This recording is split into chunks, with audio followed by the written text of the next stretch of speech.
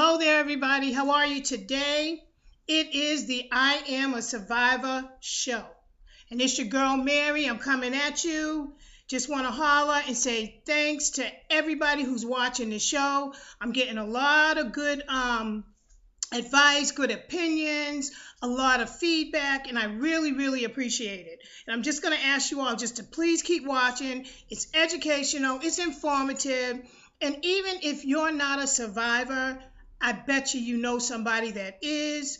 And this way, you and her can watch together, or you can just watch, and this is your way of learning about what your friend is going through. All right, let's get right to the show. Today, I want to talk to you survivors about caring for yourself. Caring for yourself, ladies, I know it's hard. I know that when you're dealing with grief, you feel like you don't have time for you. But what I'm asking you ladies to do is to take that time, find a way, make that time to care for yourself, because you are so important. And if you don't care for yourself, who else is going to? You know, I've learned over the years, you can't depend on people, especially when you're a survivor of homicide and other folk are tired of talking about it. They don't want to hear it anymore. So you don't know what to do. You don't know where you can go. So this is why it's important that you have to take care of you. Because, ladies, I'm going to tell you something. There's going to be times you're going to be on your own. You're going to be alone. You're not going to have that support that you want and that you need from people to understand what you're going through, because your loved one is gone, because your loved one was killed, because your loved one was murdered. They don't understand. They don't understand how you feel. But guess what? I do. So let's talk today about 3 things that is very important for women homicide survivors to do for themselves. Number 1 is that you must take care of yourself mentally. You must take care of that mental mindset. And the reason why I have that as number 1 is because it's really the mind that controls everything. It's the mind that tells us what to do. It's the mind that tells us how to feel. It's the mind that tells us how to think.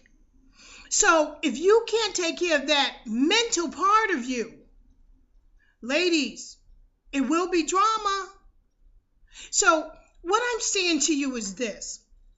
Because there is depression with being a survivor of homicide, there's anxiety, there's stress, there's all types of emotional things and mental things that you go through as a homicide survivor. You know, I say this to you ladies.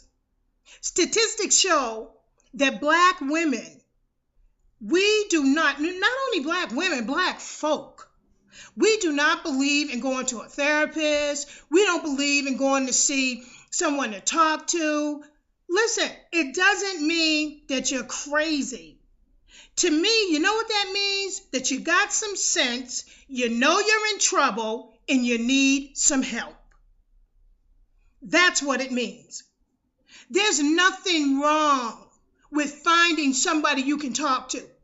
If it's not a family member, if it's not a friend, if it's not a co-worker, if it's not your mate, find someone to talk to. There are some good therapists out there. You just have to look. You just have to seek. And you know what you have to do, ladies? You have to put aside that pride. You're hurting on the inside. And then you're letting what people think and what people feel about you talking to someone. You're letting that control you. But these folk are going on about their business every single day, doing them, while you sitting up hearing voices, stuff telling you you're no good, voices telling you you might as well give up, voices telling you it's your fault. I'm here today to tell you, ladies, to get the help you need. Go to your clergy. Go to a friend. Go to a family member. Find those people that are for you, that are willing to sit there and listen to you. If you can't, then go and find some type of a therapeutic person that you can sit down with and talk to. Because homicide is a traumatic experience. It's not something that you just get over. It happens and then you're okay once the funeral is over, once people stop coming to the house, once people stop talking about it. Guess what? It is not over.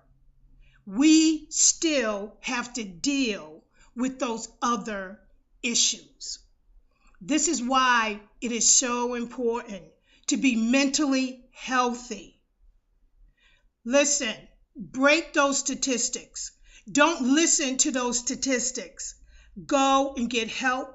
Do what you need to do. It's important because if you're not healthy mentally, how can you be healthy any other way? How can you care for your children, care for yourself? How can you go on and live a well-balanced life when you have emotional baggage and voices and things just telling you you're no good? You should have been killed. It should have been you. Your family doesn't like you anymore. Your friends don't like you anymore because you're so into this death of your loved one. Well, it's a lie. Get some help. It's nothing wrong with it. You know that you're okay, so go ahead. Find someone to talk to. And let me say this to you too. Even if you're not okay mentally, because homicide is so, it can traumatize a woman. You know, a woman just lost her son. A woman just lost her husband. A woman just lost her daughter, her mother, her father, her uncle to a homicide, a brutal crime. They didn't just lay in the bed and didn't wake up the next morning. They didn't have a disease that you were able to nurse for months and months and months, and you knew that they were leaving this earth. Homicide sneaks up on us, people. It doesn't knock on the door. It doesn't ring the bell. It doesn't call us and say it's coming. It just comes.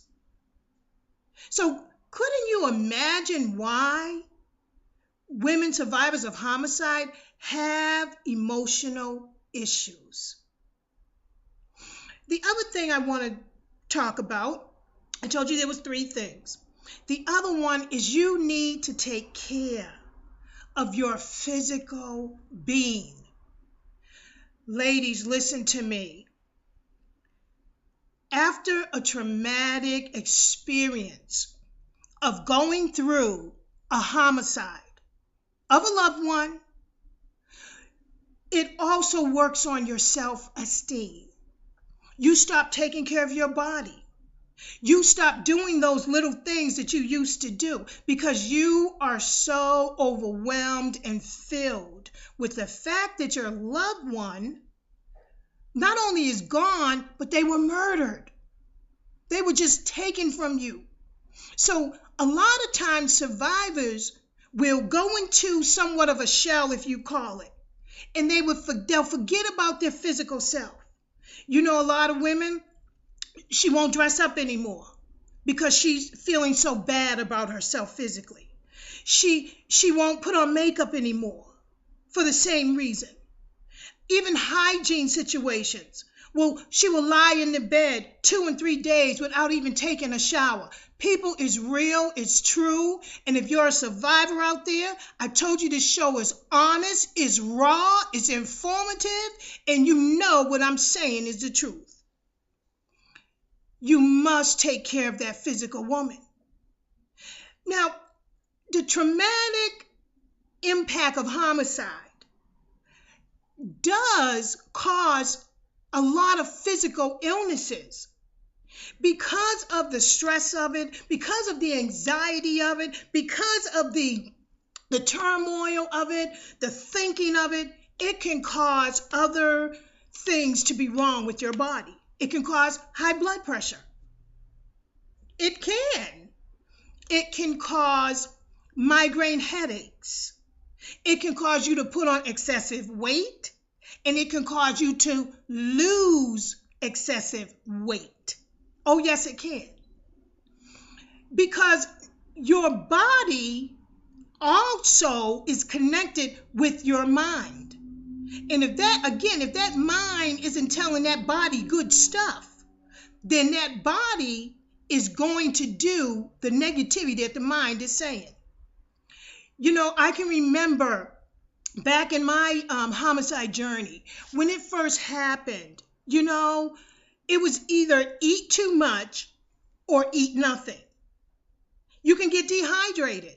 It was either drink soda, 2 and 3 liters, 3 liters of 2-liter sodas every single day, or it was be dehydrated and drink nothing. So, ladies, I'm here to tell you, you've got to take care of your physical self. I know you don't feel like it.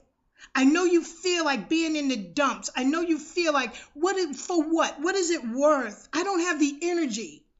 But I'm trying to tell you today, ladies, if you would just give it a chance, if you get up off that bed, get up off that couch, get up out that lazy boy chair, and push yourself, you can do it. Take a walk every day. Dedicate yourself. Here's the New Year's coming in, ladies. Let one of your promises, I'm not going to say resolutions, but promises to yourself. Let one of those promises be that you're going to get physically healthy. Start walking 30 minutes a day. Start eating better. Vegetables, beans, chicken, baked food instead of fried food. Drinking a lot of fluids, mostly water. Just start doing those things that are going to make you feel physically better. If you lose some weight, I'm trying to tell you what I know. When Melvin died, when Melvin was murdered, I blew up. I'm telling you, I was huge. I had got so big because I was so depressed. I was just eating and eating and eating. And then one day, when I thought about it, when I got to what I'm talking about now, I started walking. I made myself do things. So I know it's hard. But guess what? If I can do it, so can you. You can do this. You must do this because you have to live. You may have children. You got to live for your kids. You may have family. Live for your family. But most of all, you got to live for you. Number 3, I wanted to talk about spiritual help, spiritual care. This is not a religious show. To each his own, whatever their faith is, that's for you. But I want to bring up spirituality. I want to bring up some piece of inner peace that we all must have for a foundation. Now, for me, I'm a born-again Christian. I believe that Jesus died for my sins and that he's the Savior of the world. I believe that. And because I believe that, what it does for me is it gives me that faith that I need when I'm getting down, when I feel low, when I feel lonely, when I feel like nobody understands what I'm going through. I can count on my faith. I can count on my spirituality to bring me through. So this is what I'm saying, ladies. Wherever you are in your religious or spiritual or whatever denomination you are, pull on that and pull on it real hard, because that's what's going to be there when your friends aren't there. when your family's not there, when your coworkers aren't there. Your faith is what will keep you standing. It's your faith that's going to keep you strong. Let me say this to you. When Melvin was murdered, if I didn't have my faith to stand on, I know I wouldn't be here today, because I needed an anchor, because I knew everything else was floating away. Everything was floating away. My life was floating away. My self-esteem was floating away. My forgiveness was floating away. But there was one thing that kept me, and that was my faith. Ladies, find a place inside of you where you can hold on to get you through those nights. Come on now, you know those nights when no one's around and you feel so low. You feel lonely and all you can think about is your loved one. Those are the times that you're going to need a spiritual connection. There are times when, like even now, the holidays are here. There was Thanksgiving already passed, and ladies, I know you went through. I know a lot of you were so lonely. I know you were missing your loved one.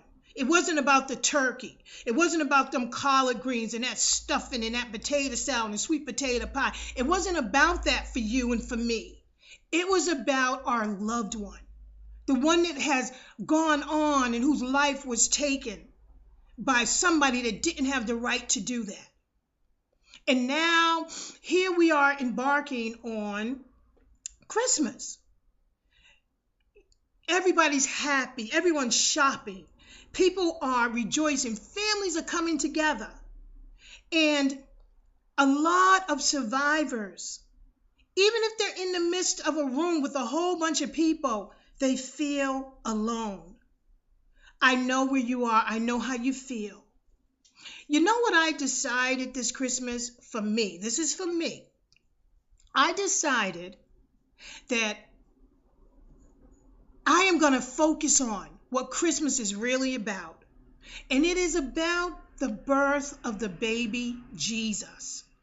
And if I stay focused on that fact, I found that my loneliness, that my sadness, and that my being displeased with the fact that my loved one isn't here because of something so tragic. I find if I stay anchored on that I make it through another hour. So I understand how you feel, survivors. Again, everyone's having fun. Everyone's opening up gifts, but your loved one is not there. Think about what Christmas means to you. Not what it means to everyone else. Not about the gifts, not about the toys, not about the new sneakers, the Timberlands, the Nikes, the jewelry and all that stuff, a new pack of Indian 100% weave or whatever you want to call it. Think about what Christmas means to you. And when you find what Christmas means to you, celebrate that. Celebrate that with your one who has gone on. So what I celebrate is the birth of Christ. I celebrate that Melvin is well because of the birth of Christ. Because without Christ, Melvin would not have made it to heaven. This is how I feel. And you have a right to feel how you feel. And guess what? I'm open to how you feel. Because you know what? Nobody is exactly right. So dig deep. Find that spirituality that you need. Find that place within you that you can hold on to get you through. And stop worrying about getting through next year. Stop worrying about getting through in 6 months, a month, a week. Listen to me. You know what I learned also? It's not about getting through a year, if I can make it through an hour, I've done something big. If I can get through another day, I've done something big. It's hard. This time of year is very, very hard. And people don't understand what we're going through. People don't understand. Why can't you just leave it alone? How many Christmases have he's been gone? How many Thanksgivings? He's not coming back. Yeah, guess what? We do know that. But our love is so deep for this person, you could never understand. This is why we can't let go and we won't let go. And we shouldn't let go, because they have a right to live on, because they were taken wrongly. So ladies, if you can work on those 3 things, I'm telling you, you got a head start at this here. If you can work on your mental stability, if you can work on that place in your mind that's telling you you're no good, you're not going to make it, you're crazy, leave this thing alone, you're possessed with this. It's a lie. Find help, ladies. Black people, stop trying to act like we don't have problems, we don't have issues, because you know what? We probably have more than any other race that's out there. So take care of your mental self. Then, ladies, again, as I told you, I want you to take care of that physical woman. She's important. You don't want her to break down. If you don't have a primary care doctor, get one. If you don't have a GYN doctor, get one.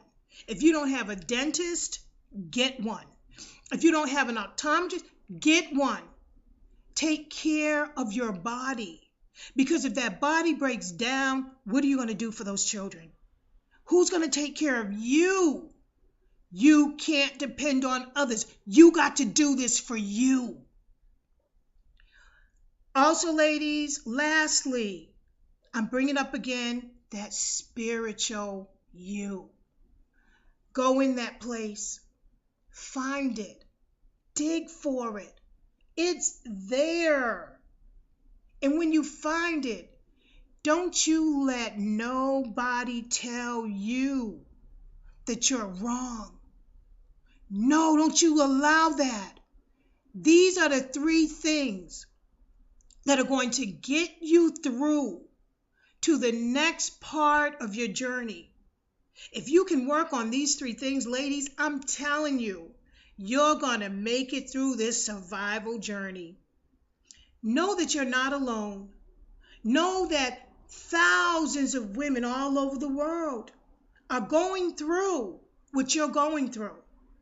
There's no end to this homicide journey. It's a lifetime experience.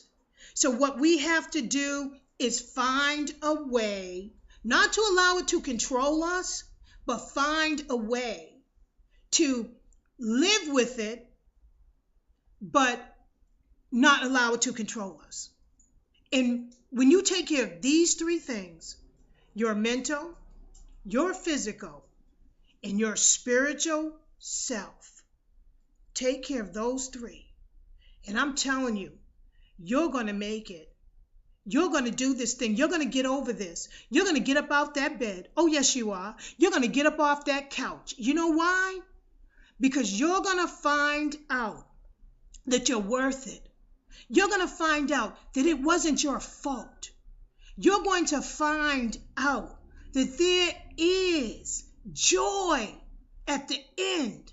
You're going to find out that there's a pot of gold at the end of the rainbow, baby.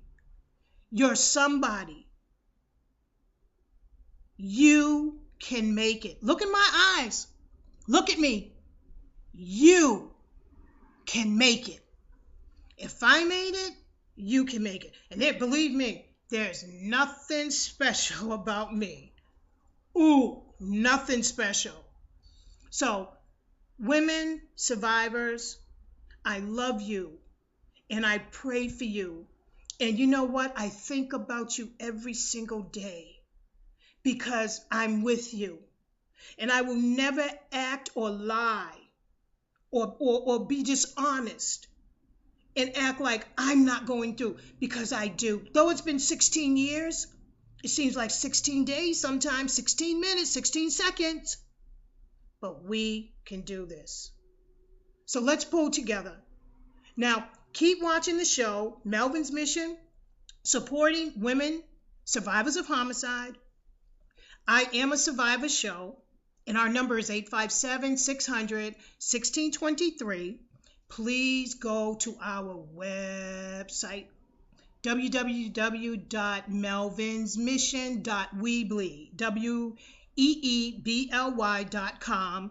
Go there. We have plenty of information. I have a lot of informative stuff on there.